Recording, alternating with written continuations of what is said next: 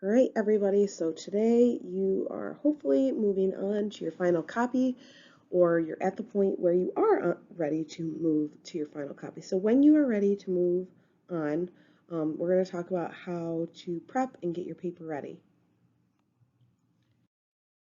Okay, so things that you need to have done in order to be moving on.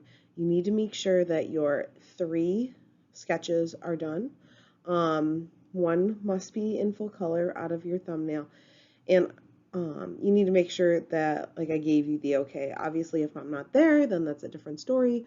But you need to make sure that your 3 thumbnails are done along with having one done in color, as well as your colored pencil worksheets to talk about blending and color mixing and all that good stuff.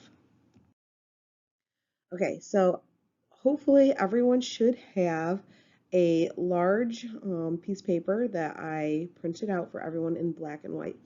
So once you do that, you're going to take a ruler and you're going to break your image up into 3 different sections. You want to make sure that the animal's face is going throughout. So I broke up this little Highland cow here into 3 sections, and I did mine diagonally. So you need to make sure that you're using a ruler, not just doing this freehand style. Right, so there it is, all set and ready to go. I drew it out with my pencil. Now it's time to move on. So before I started to cut, I actually laid my final copy paper underneath and kind of marked out, as you can see right here, I kind of marked out where those lines needed to meet up. That way I knew exactly where I was going to glue that piece of paper down onto my final copy.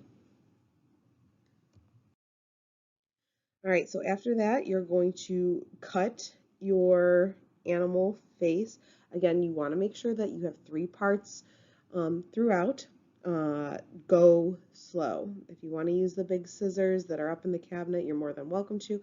Just make sure you return them at the end of class. All right, after that, we are going to add glue to the middle piece onto the back of your paper. Okay, put it on the back of the photo. Don't just guess on the final copy paper.